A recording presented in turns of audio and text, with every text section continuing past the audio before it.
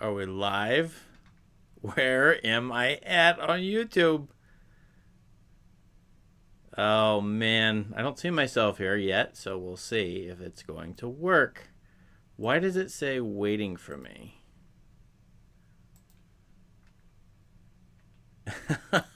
YouTube. There I go. Okay. Sorry for that. Technical difficulties, as always with YouTube. They've never fixed this, but welcome. This is me, Dr. Matthews, learning about movies, doing my first night live stream. I always do this in the afternoon, in the morning, when I'm teaching, in the middle of teaching, or I just like the day better. But the night work today, so it's appropriate because it's Alfred Hitchcock. We're going to talk about, actually rank, do a little gimmick, and rank his filmography. I have watched through his entire filmography chronologically. I've never done that. I'd watched, I think, 20 to 25 of his movies. I teach a couple of them occasionally, but not watched them all. And several of these I had not seen that I'm going to talk about. And I'm going to rank them based on sort of contrasting them with each other, because I watched through the entire filmography basically, and that was all I watched for 2 months. Wow. So, Hitchcock is a wild and crazy guy. I've been reading about him. Those of you know these books. Let's see if I can get this on the screen here. Hitchcock, Truffaut. Everybody knows this one. The interviews that the critic, French critic Francois Truffaut did with Hitchcock in the 1960s, 1966, 67, something like that. But this book, I haven't read the whole thing. It's a 2021 book by Edward White, The 12 Lives of Hitchcock. It's not quite a biography, not quite a critical analysis. It breaks him down into 12 parts. I've read the first I've read the first 4. The most recent chapter, Hitchcock the Womanizer, because some notoriously bad stories about him.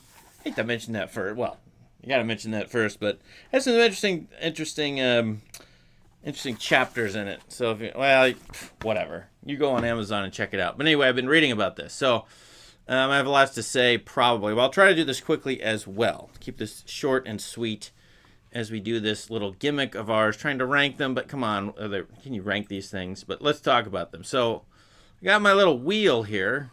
Oh, and it's making a noise. And I put them on the wheel rather than go through them movie by movie. And the first movie come up is North by Northwest.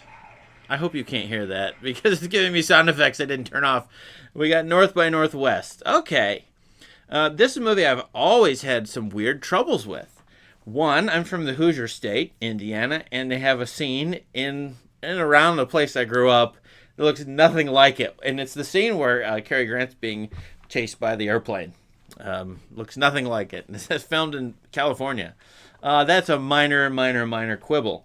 This is because I'd seen, probably as a kid, so many James Bond movies, so many spy movies, so many espionage movies that came after all the stuff that Hitchcock did. And of course, he did about 10 to 15 of those. Here in his later career, what turned out to be his later career, he kind of crafts the spy movies that influenced the James Bond movies that came out in the early to mid 1960s. I appreciate this movie more and more each time I watch it, but I've not actually seen it as an absolute total classic. And part of my problem is I can't figure out how to talk about it or teach it, really. I'd have to figure that out somehow by throwing a couple other adventure movies in here. But it's quite a good movie.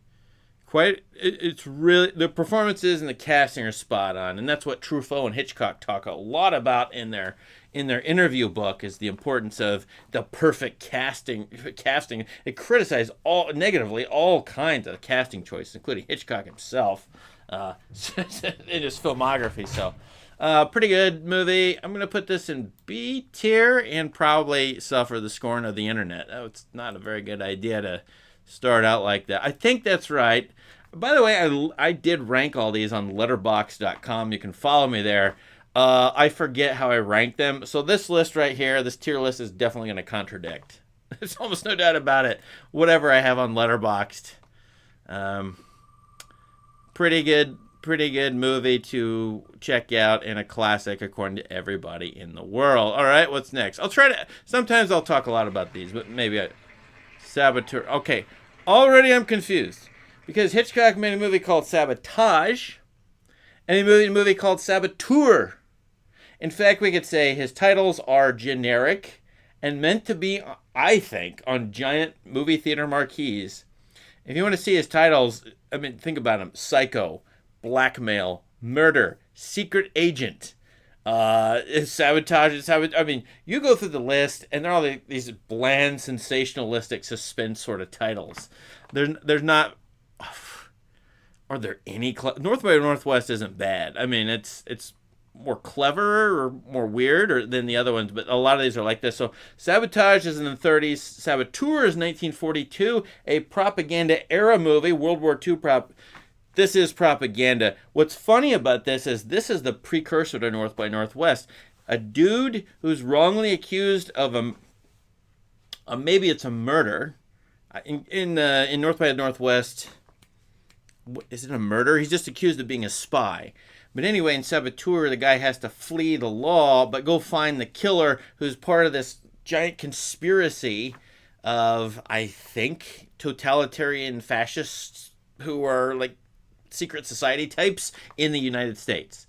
And there's a literal cliffhanger of an ending that ends on the Statue of Liberty. North by Northwest ends on Mount Rushmore, duh. So, this is an interesting movie, but I would not go out and seek it because the male lead is just not good in this. I don't know if there's a wartime problem, limited casting options, but Hitchcock... September of 1939 is when Britain went into World War II, I think. Check me on that. Hitchcock had already gone to Hollywood at that point in 1939. I think he felt a little guilty, as he felt guilty about everything in his life, to not be in the war effort as much. So then he made a bunch of sort of propaganda shorts and propaganda movies. When I say propaganda, I don't mean that in a totally negative way, but they're clearly about the war. You'll see Lifeboat later on, and clearly about how we should act and think about our political situation right now. So Saboteur is definitely in that realm. And anyway, okay. Hopefully everything's... I better pull this up. Is everyone here? Feel free to comment. I'm not ranking the... What is numerical? Numerical means... So S-A-B-C-D... I've seen other people do this. S means superior, spectacular, or special, or... I don't know what it means. That's the top tier. A, B, C, D. And I'm not going to limit these. So I could only have 1 in category D. I could have 8 in category S. And this is my personal preference.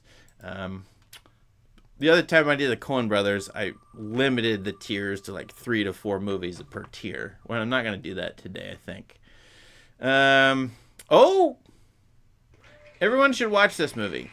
1927's The Lodger. You may not like silent movies. I do a silent movie videos on silent movies. They don't get a lot of hits on YouTube, as you might imagine. There's a silent movie niche group out there, lots of niche groups, but not a huge horde of fans for silence. But this is a silent movie where Hitchcock says, "This is my first picture," because he says, it's like he figured it out here. Now, I don't think that's necessarily true. This is about an accused man, accused of being a serial killer, if I remember correctly. And there is a lot of psychological and social commentary in here as this man is chased around. There's a serial killer on the loose. Movie opens with a woman screaming.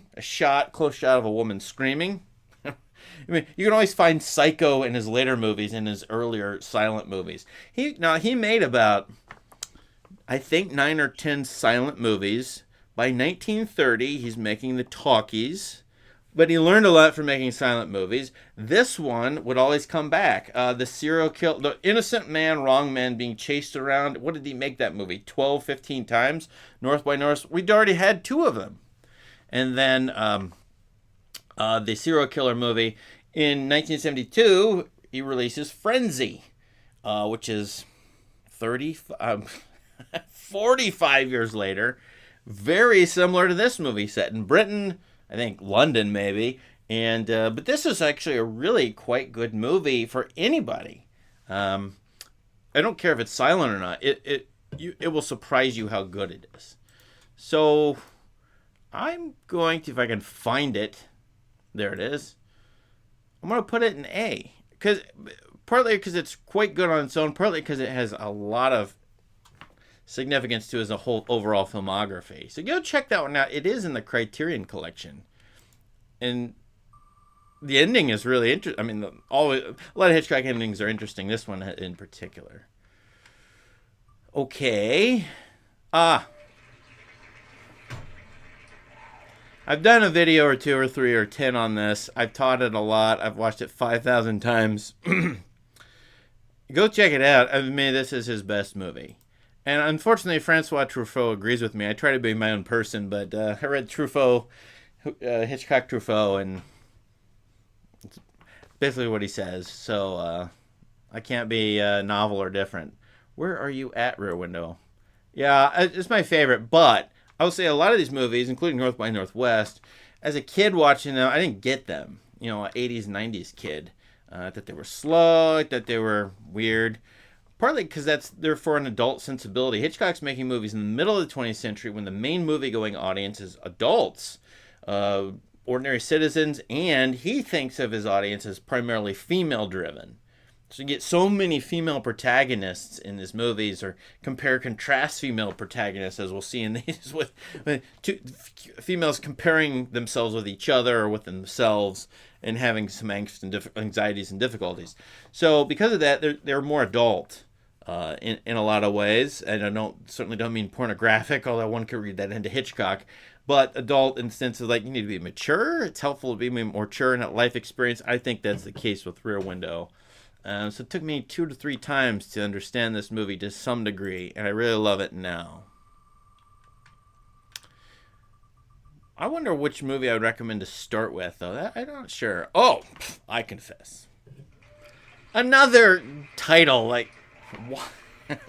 This one isn't one of his Catholic movies. He's got a couple on this list. He was raised, his mother's Catholic, his father converted, and then they sent him to a couple schools. Went to a Jesuit school, had a huge influence on him. It's partly negative, but whatever. I can't tell you whether he's really a Catholic, practicing Catholic, or just sort of cultural Catholic, but he did have here you've got a priest who used to love a woman. He's escaped or gone into the priesthood, played by Montgomery Clift, and he's told about a murder in the confessional booth, which makes him an accessory to the crime after the fact, I guess. I don't know what the laws are at the time for protecting priests or pastors, anybody from that sort of thing, but that's one of the dilemmas. I mean, that's a premise, but there's many more, including a love interest. Montgomery. This is a movie that has a couple of the movies have Hitchcock shooting in a church, but this one has a lot of that, and it's one of his very serious movies. I would say in the 40s, early 50s, he's got a ton of humor. I mean, like all that wink Hitchcock humor in there, not totally sexual as it would be later in the 50s. This one is like almost absent humor, so I don't mind it, but I'm not going to run out and watch it again. So let's put it in C for now and see if that will make sense. We got a lot to go through here. I got to be done by 8, too, or 9 or 10 or whatever. I limit this to an hour. That's going to be hard. The Man Who Knew Too Much. Hitchcock made this twice. Another wrong man, innocent man, although the female lead in this is played by the great singer Doris Day. I love her voice. I have many of her albums. Doris Day. Jimmy Stewart's in it. His 3rd Hitchcock movie at this point, 1956. Hitchcock had made this movie in 1934. He changed a great number of circumstances, but it has the same basic stuff going on in it, plot, and the same ending, which is the Royal Albert Hall with a cymbal crash, where an assassin's going to shoot somebody in Royal Albert Hall as a cymbal crashes during a piece that was written originally for the 1934 movie. I find this movie good, though long. This is one of those where the American is a bumbly dolt, in a way. I do like Jimmy Stewart in this role, but the woman knows a lot more as a mother who... Oh, and a child is kidnapped in this, as it was in the original. This is a pretty good movie. A lot of people like it. I'm going to put it in C and definitely put it ahead of my I Confess. I might be regretting this later, but... of all his 50s movies, which to me is as close to his peak, I agree with a lot of people, It's not the best, but it's decent to pretty good. Oh, shit. I just swore on this. I don't want this to come out this early. Marnie. What a terrible title. That's the name of the woman, played by Tippi Hedren. And yes, that is Sean Connery there, if you can see Mr. Connery, who really is quite good in this movie. He's one of my favorite Hitchcock male leads. He had a lot of, to me, a lot of duddy male leads. Marnie is a weird movie. It comes after The Birds, Psycho, 1960, The Birds, 63, Marnie, 64. It's a psychological, heavily psychological movie about buried, repressed, unconscious memories that cause a woman to be a thief, a kleptomaniac, and a man who lusts after her, blackmails her to marry him, the Sean Connery figure. But she's sexually... frigid is not the right word. She's like maybe scared of sex, so the honeymoon scene is awful, and it's a weird movie. So I'll say this about this movie. There's a lot of critics who have reappraised it as really good. And to me, when I watched it, I thought, no, there's no freaking way. It's not as entertaining. Far from it. At least from a modern or Gen X me, or my student sensibility. I know my students think they would hate this movie. It's not entertaining in the ways that like most of these movies are. It's subtle. It's psychologically probing. It's weird. And a lot of critics have said that this is one of his best movies. In fact, a lot of people, because they find out Hitchcock's a womanizer, did some terrible things to women, including Tippi Hedren, who stars in this.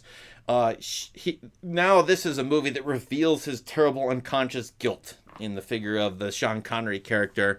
You'll see critics actually claiming if you don't like Marnie, you don't like cinema.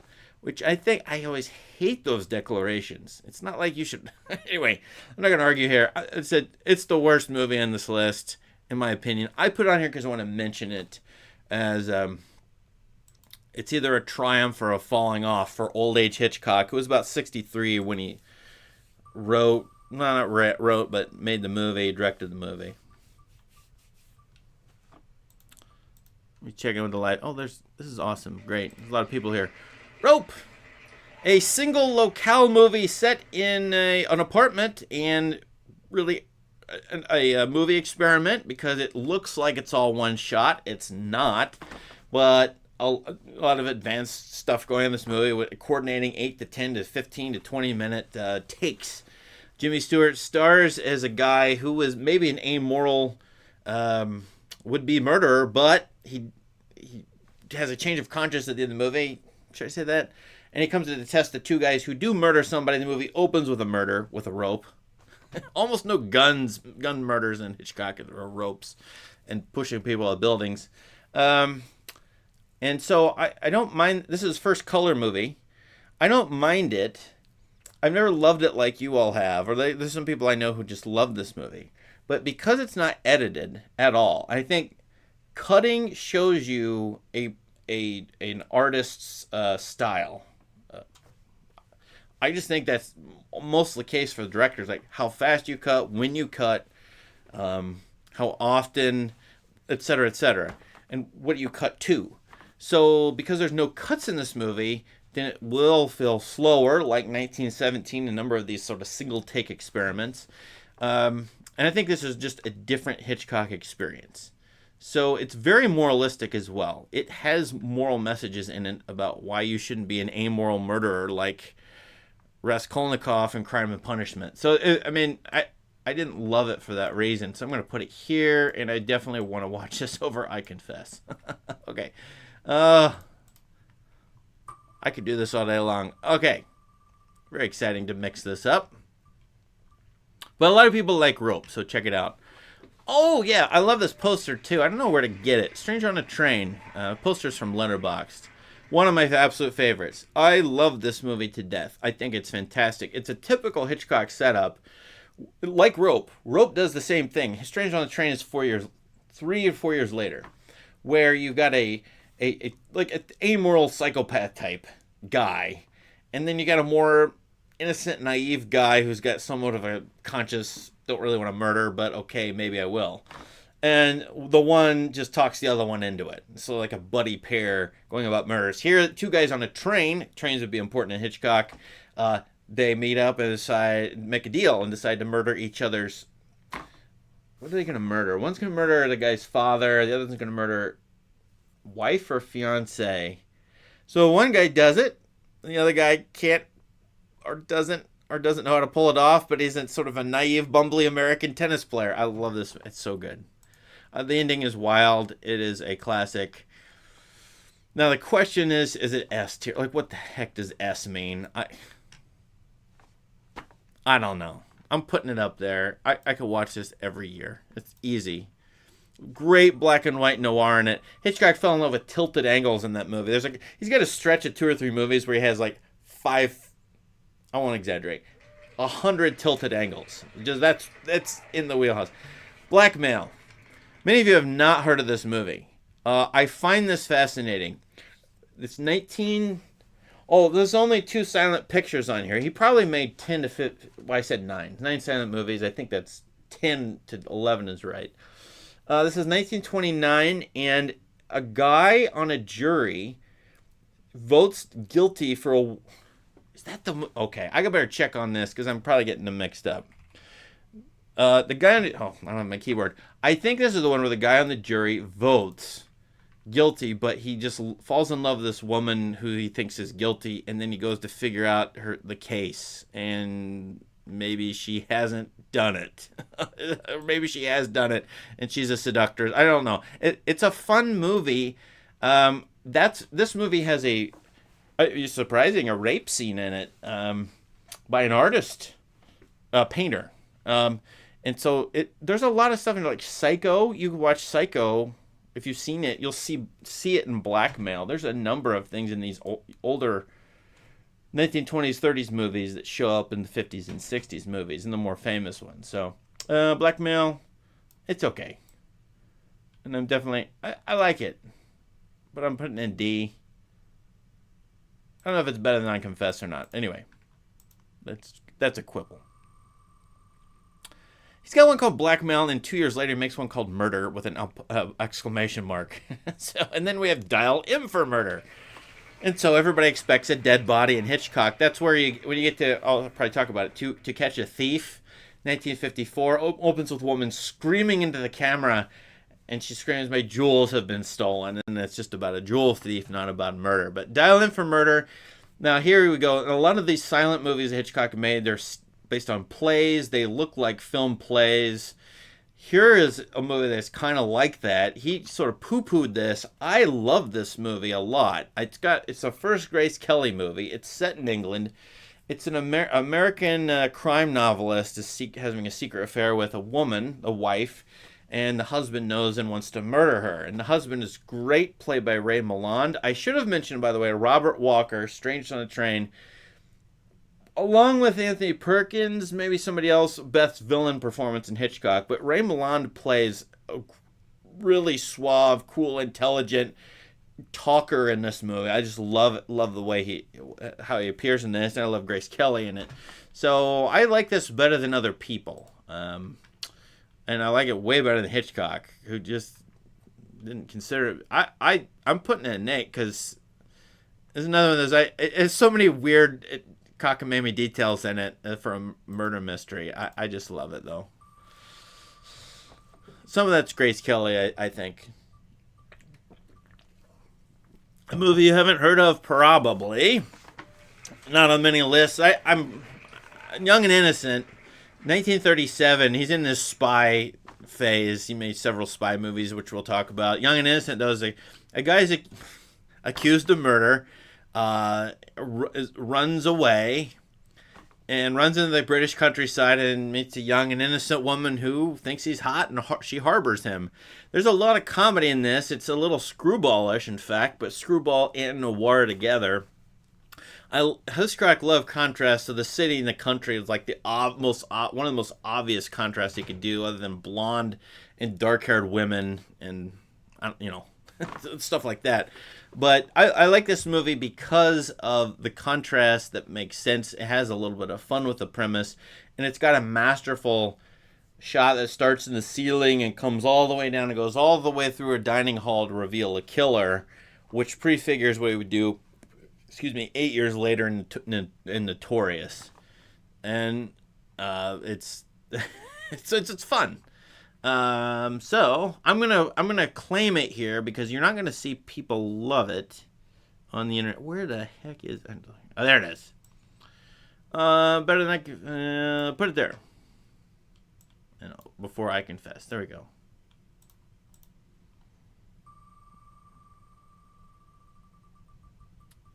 All right. Oh, Frenzy. Late Hitchcock. He was born in 1899. This comes out in 1972. His career spanned many of the great developments in film. What he missed is CGI, but synths in music with the birds, right? Black and white to color, silence to talkies, all the censorships, and then here he's got no censorship. And it shows but it's pretty restrained nonetheless for what it is. Another serial killer movie, wrong man movie. But the blocking in it's outstanding. He had watched Michelangelo Antonioni's Blow Up, etc. Was inspired by that because I think some of his mid to late 60s movies, a couple of them are not great. Here he is, sort of a comeback. I think this is an excellent movie, and it would turn out to be his next to last movie. I think the casting's pretty good. Interesting idea is Michael Caine playing the serial killer in this. He was asked to be the serial killer, but he had a moral problem with that, so he wasn't. But I would like to see Michael Caine in this. So maybe you can do an AI rendering of Michael Caine as a serial killer in that. That would be fun. But like The Lodger, it ties together with The Lodger perfectly, and they're 45 years apart. Where to go? Okay, another sort of Catholic movie, I guess. Let's just do it. There you go. I got a video on it. Go check it out. It was number 1 in the Sight and Sound poll in 2012. I think it's number 2 now or something like that. Oh, and then we're going to do Psycho. I don't understand. It's amazing to read film history and how big a deal this movie was. And you watch it and you go, really? But yeah, there's all the slasher movies after it. The Janet Leigh getting off 40 minutes in and the weird psychosexual things that go on in the movie and the strange explanation for it at the end. But the shower scene is super famous. And what are you going to do? I'll put it there in S. And I don't need to talk about it. I got a video on that too, so go check it out if you want. Everybody's talked about it ad infinitum. The Wrong Man. Okay. This is 1956 or 7. I confess, another Catholic movie, very serious. This is a strange change of pace. Hitchcock had done VistaVision, this gigantic screen. Think of The Searchers. Opulent, amazing color schemes. I love VistaVision. Paul Thomas Anderson, his latest movies in some form of it, I think.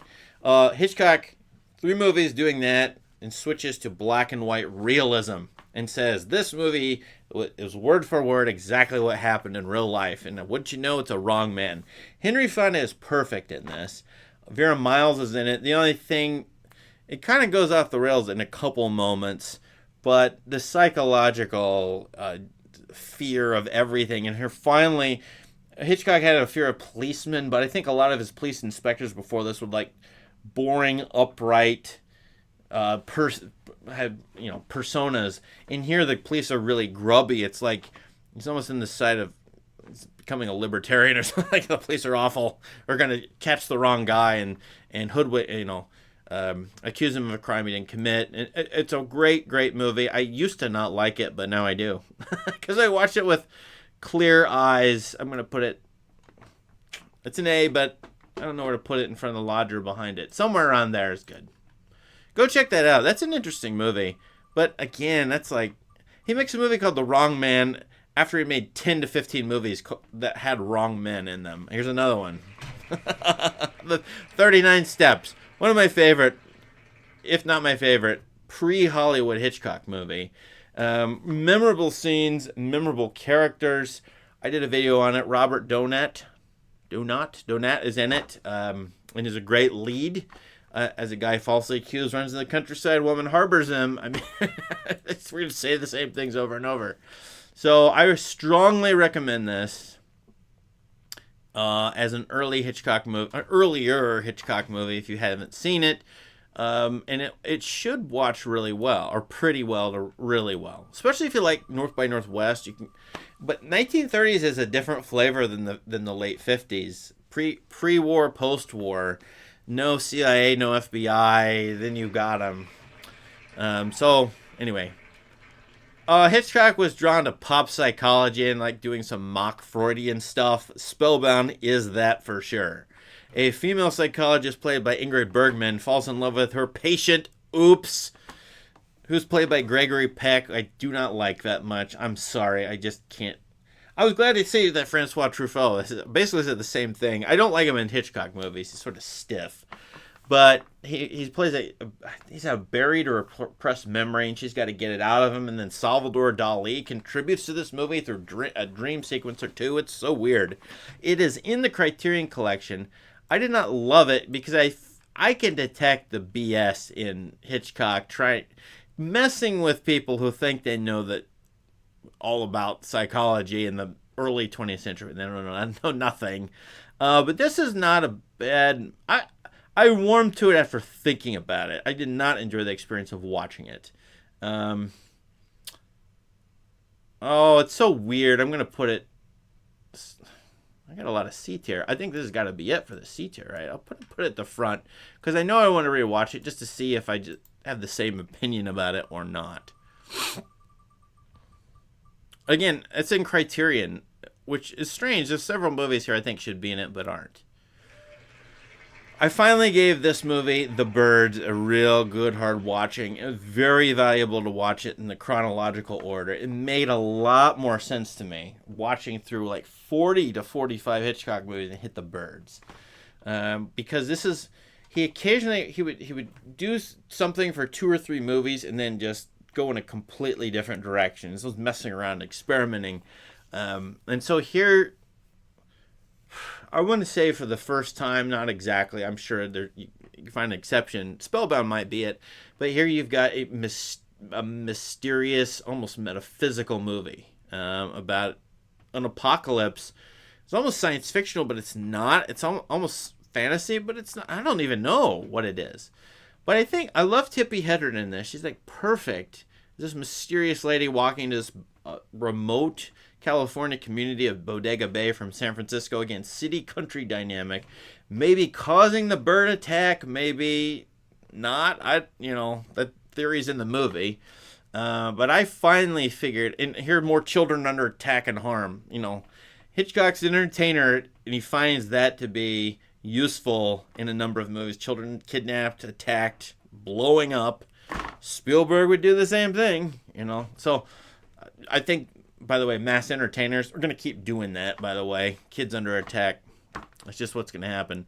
Unless we protest or don't buy the tickets. But anyway, I like this movie quite a bit. Like, really a lot. Now that I watched it extremely carefully. So I get why a lot of critics have written about it and lauded it and so on. I want to put it ahead of A tier. It's iffy, but it's up there.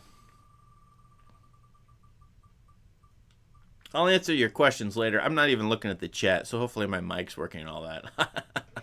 First movie with Cary Grant. I think that's Joan Fontaine. We did 2 movies with her, Rebecca, and then this one. This is 1941. On the brink of war, but you can't say it's a World War II movie. Strangers Meeting on a Train. Before the movie, 10 years before Strangers on a Train. Woman, glasses wearing, always a bad signal in Hitchcock. Also, she's reading a psychology book, another bad signal. That's her.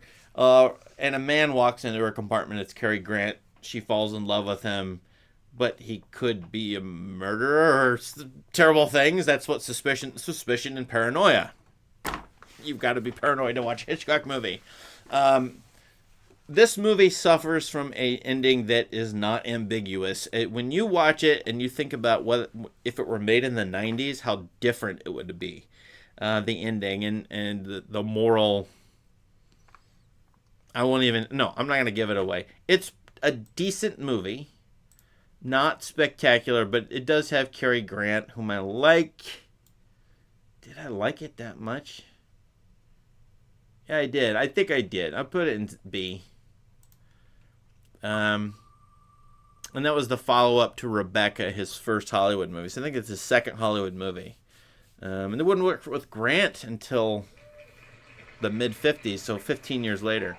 Lifeboat, weird movie. Single locale movie, like Rear Window and Dial M for Murder. Mostly those are single locale in the same one location. Here you're on a lifeboat with several people, each of whom is a character type representing some aspect of American society.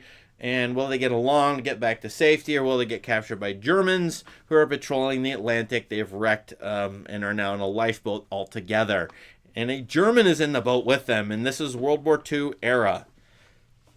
So do you think the German's a bad guy? This is a fascinating movie to think about how people would have responded in the very moment they saw it in 1944. Because I think it watches very differently today, or even in 1948 than it did in 1944, when the U.S. was at war with Germany and Japan and so on. So you would have known people who would have gotten killed in a boat accident or a boat bombing or whatever happened during the war. So this would have been more palpable, I think. But anyway, it watches like a teleplay that will come out in the 50s, but it's better than that. Tallulah Bankhead is great in it, and I do recommend it. And even though it has John Steinbeck's name, I think he didn't end up having much to do. Don't quote me on this. I don't think he had much to do with the movie. He started it and wrote a bit, but also this one has the only black.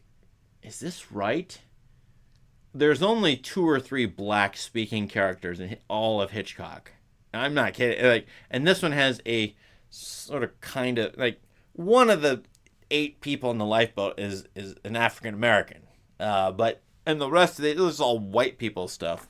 if you want to look at Hitchcock that way, so Lifeboat. I like this movie quite a bit. It's gimmicky. It's easy to like find problems you could have with it, but I did enjoy watching it. I thought it was it tickled my intellect. So Notorious, 1946. I did a video on this right after World War II. A very disturbing movie when you think about what's going on, and it's a basic contrast again: love or spycraft. Love, work for the state, fall in love with a woman or a man, whatever. Great. Claude Rains, great. Ink Bergman and Cary Grant. Duh, I said that earlier. I was wrong. Suspicion, and then this movie with Cary Grant. It's a total classic. It's one of the best in my opinion. So I'm gonna put it about there in S tier. These are looking about even. I did not mean to do that. Again, I try to mention all the ones I have videos on. I don't need to say much about them. You can go check out those videos. It is going to be To Catch a Thief. Okay. The rare non-murder Hitchcock movie, I think. I don't think there's a murder in this. Grace Kelly, 3rd movie with Hitchcock in a row. Then she becomes Princess of Monaco. Would you rather be a Hollywood movie star or Princess of Monaco? I've had this debate in my head for a while. Of course, it can never happen for me, I think. But I would rather be Princess of Monaco. I gotta be honest, I'd rather live there than work for Hitchcock. But anyway, it's a goofy movie. It's got a ton of weird humor in it. Cary Grant is weird and comic. There's a bit of travelogue aspect to it. I think this was the first one that he shot in VistaVision, so you have this overall panoramas. But he made single locale movies. Like he's confined to an apartment in Rear Window. He's confined to an apartment in Dial M for Murder, 1954 movies. And then here, 1955, you make this giant expensive movie that goes a number of locales. I think, quite honestly, I don't know if this is true, but I think he wanted to take vacations in certain spots, which is why he chose certain projects. They wanted to go to France or the south of France. I can't remember exactly what this is filmed, but I have enjoyed this movie in the past. I didn't like it as much this time in the watch through. I'm not sure why. I'm going to put it about right there. I think I'd rather watch Lifeboat than To Catch a Thief again. But it's a fashion show. I mean, at that point in the 50s for Hitchcock, give me the most interest. I don't have the hair for it. Give me the most interesting hairdos for my female leads, and give me the fanciest dresses. Now, I'm not going to differ from too many people at all. I don't think I am. I wish I would, but I'm not. I'm too much of a normie, apparently. Here I will. I really, really like this movie a lot. Marlene Dietrich plays a pretty well-known local actress, and then Jane Wyman plays a would-be actress who she's got to find out who murdered the husband of Marlene Dietrich. And this is a complex movie. I described it on Letterboxd as a love quadrangle, or call it a love rectangle, intersecting with a love triangle. It's like the triangle and the rectangle. So there's like a bunch of people in love with each other. And is Jane Wyman the nexus? I can't remember exactly who is. But this is the rare one where Hitchcock, and he just said he didn't like it, but he used a flashback that didn't tell the truth. Which I think is great, because in movies, they don't always tell you, the frames tell you the truth. And I think he should have used that more. He just didn't care or didn't think about it. But anyway, it's got some lies in it that it's lying to the audience. This is about the theater. It may put you off because, well, I don't know. That's what some people say. But I thought it was a very thoughtful movie overall. So I am pretty high on it. Am I really going to put that in front of North by Northwest? All right. I'm allowed to have one or two crazy opinions on this, aren't I? I did really think that was quite good. But you'll watch it and you may not see it, so we'll see. Okay, finally. We had Saboteur. Oh, no. I thought it was Saboteur. Sabotage, whatever. Rebecca. Jane Eyre, modernized. Remote mansions. Hitchcock loved those. I'll talk about those in another video sometime. But this is the ultimate remote mansion. Spooky mansion. What's wrong with the mystery gentleman? Cute, blonde, innocent woman falls in love with a mysterious hot guy who may have done some terrible thing. That has already happened in about 3 or 4 Hitchcock movies. It happened in about 3 or 4 other ones. Remote mansion as well. You remember where Cary Grant's taken in North by Northwest in the beginning of the movie. I mean, they just keep... There's so many of them. Here he had to use models, but this is his Hollywood triumph. He is nominated. This wins... Does this win Best Picture? I think it does for the Oscar. And I watched it again and I found it to be quite good. I really did like this a lot. So I'll put it up here somewhere. I don't know where. It doesn't matter. It's in the general vicinity. But that is a good example of Hitchcock playing to what he thinks is a predominantly female audience. Movie-going audience. Ugh. I probably shouldn't have put this one on here. There's a movie on here we haven't gotten to called Sabotage, which we will, which is based on Joseph Conrad's novel The Secret Agent. So Secret Agent is not based on The Secret Agent. Try to straighten that one out. Second movie in a row, excuse me, he'd work with Peter Lorre, whom I love. One of my favorite, probably top 15 actor. I just love seeing in movies, no matter what. John Gielgud's in this, who's got to play a spy. It's okay. I mean, it wasn't. It actually has shades of North by Northwest, as you might imagine, but would I rather watch Secret Agent or Marnie? Or, I don't know. I think I'm putting this last. It's in the 30s, so 39 Steps, I'm a Man Who Knew Too Much, Sabotage, Lady Vanishes, Young and Innocent, and that one. Okay. Now, Strangers on a Train, excellent noir, 1951. This is a outstanding noir movie, Shadow of a Doubt. Joseph Cotten, who was in Orson Welles' Citizen Kane, in Citizen Kane, will later be in The Third Man, it plays a villain. And it's Mr. Cotton's first appearance. It will be in another Hitchcock movie that's not on this list later on. Young and Innocent. And weird, incestuous vibes here. There's always some forbidden sexual thing going on in a Hitchcock movie. Or you could think you could find it in there. But here it's there for sure. A niece in a nuclear family Her uncle comes to stay with them. They identify with each other. I think they have the same first, Charlie and Charlie. The same first name, or that's her nickname or something like that. Charlie. So they're like doppelgangers. It turns out he's a serial killer. You know that from the beginning. This is the city, the seedy, grubby city, and the East Coast invading the country, a small, pristine town in California. It starts out in New York City. It's all grubby and dirty and garbage filled, and this serial killer is there. And then he goes to hide in the nuclear family's household. They don't know he's a serial killer. And there's another Hitchcockian thing, the domestic terrorist, the domestic killer in our midst. He would use that 5 to 10 times at least. This is he thought it was his best or one of his best American movies. And I would, generally speaking, agree with that. I'm going to put it in this. I think I'm probably differing from my previous list, but this one, Strangers, I can easily teach. I could walk in the classroom right now and do it. Whereas some of these other ones I have to really prep for. And that's partly why I'm picking these in my own way. Is to think, what could appeal to a lot of people, or I could sell them on it. And I think that's one of them, Shadow of a Doubt. Okay. Almost at the end. The Lady Vanishes was a popular movie and much lauded. So Francois Truffaut in the book says a lot of great things about it.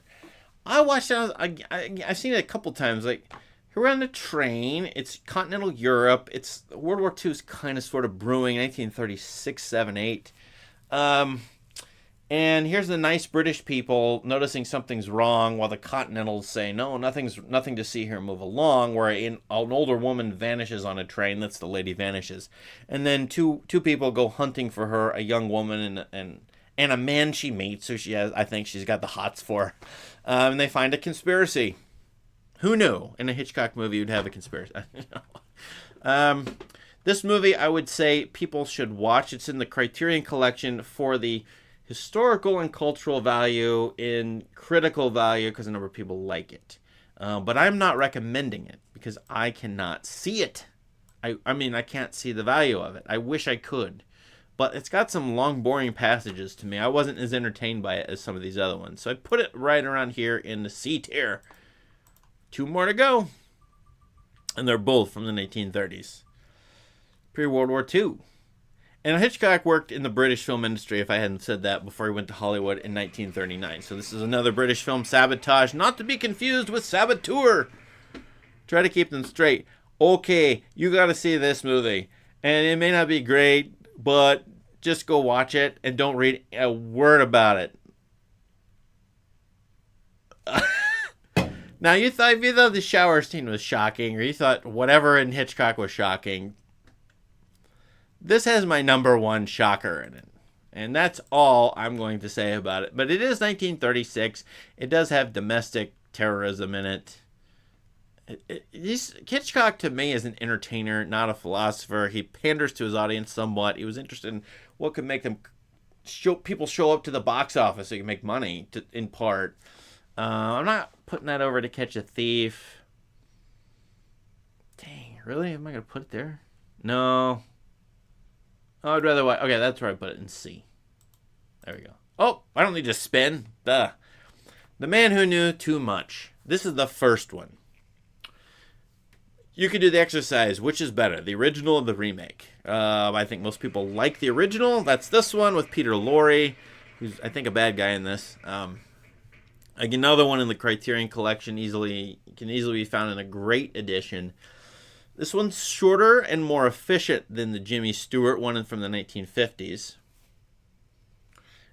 It drags in parts, but it has some really inspired moments, which makes me think that the remake isn't as good, because some of the scenes, like the church scene, that goofy, it's not a cult, but whatever the heck they are in that church, to me it's good here, so it doesn't need to be remade there in the other one. So I do prefer this one if I'm going to have to pick between the two.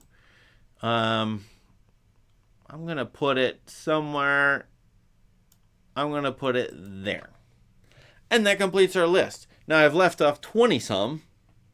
And which ones have I left off that people would like? See, I forget. So, I don't remember the ones. But you can go look at the whole filmography of my whole rank list on Letterboxd and see what I've missed. That's a pretty good list. I think for people who have not seen Hitchcock, well, now we're at the end. Hopefully you're fast forwarding the video or you've watched the whole thing through. You should definitely watch the S and the A tier. And then North by Northwest. After this moment right here, then it's sort of optional. But if you're liking Hitchcock, I would say for film lovers, watch most of these, or if you want to be entertained. I find that there's a good half dozen on here that families could watch together. I did watch Psycho in 8th grade. My 8th grade English teacher made us watch that, and I was totally confused as to what the heck was going on. And then a bunch of parents complained about 8th graders watching it, so whatever. But I think there's a bunch of movies here that people could watch together, although parental discretion advised. Anyway, this is a pretty good list. I like it, and I'm trying to see if there are any patterns. I mean, one thing is I'm agreeing with just about everybody, it feels like. And these top 4, yeah, I think maybe in the top 5 or 6 or 7 or 8. Those are pretty typical in any kind of Hitchcock list. What this tells you, one thing weird about him is he peaked when he was 60. Like, he had to make 40 movies until he peaked. Critically, at least. Now, part of that is his reputation, took off in the mid-50s when the French critics got a hold of him, started talking about the auteur theory, started praising him, writing books about him, and then his publicity took off, too. He was a master of PR, and he had the TV show in the mid-1950s. So some of this is maybe still based on that reputation. That makes a number of critics mad. They think it's not quite good. I notice Pauline Kael, taking digs at Hitchcock movies all the time and reading her. Quite a number of them. But I think he did peak, and Vertigo is deservedly, up there, and Psycho and so on. So what do you guys think?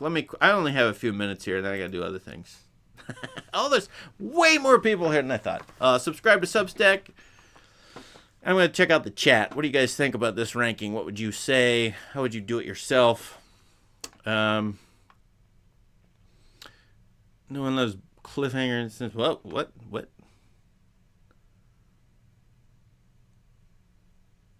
Yeah, cliffhanger endings. Literal cliffhanger endings, absolutely. Ruin of the Goat. Yeah, the man did very much for me. What movie has the gay subtext? Rope? Strangers on a Train, Rope. There's gotta be North by Northwest, the Martin Landau secretary, and James Mason. It's just it's that vibe. It's coded, but I think it's there. Oh yeah, correct me on Blackmail. Anyway, this has been great. I love this. The Birds aged weird. Yeah, first of all, The Birds has a synth-only soundtrack, doesn't it? It's all electronic. So he'd been working with Bernard Herrmann for 3 or 4 movies, Vertigo notably. Then we'll work with him. Well, Psycho was the one previous. And then he goes to, let's not use any music, let's just use electronic bird sounds. And that's what I mean by him doing things 2 to 3 to 4 movies and then just going all out and then just completely switching. And that sounds weird, but I think that's pretty cool too, because the number of synth, electronic, digital things that have gone on since that time, but certainly exploding in the 70s, makes him a little bit of forerunner in that movie, plus the apocalyptic stuff, weirdo apocalyptic stuff in it. So, and I never read the book, The Birds, the novel. Have you? Is that any good? I left Family Plot off. Yeah, that's the last movie from him. He was 77 or so. Yeah. Well, I'm way behind because of the ads, but anyway, I'm very happy to have talked to you about this. Check out my channel for all these other stuff. Here's my list. I got it you can see it. A list of videos to make: The Birds, Strangers on a Train, Hitchcock's favorite shots. I'm gonna make a video on that, so look forward to that in the coming 6 months or so. because I just did a deep dive and it's all fresh on my mind. Thanks for watching. Subscribe, etc. Thank you. See you later.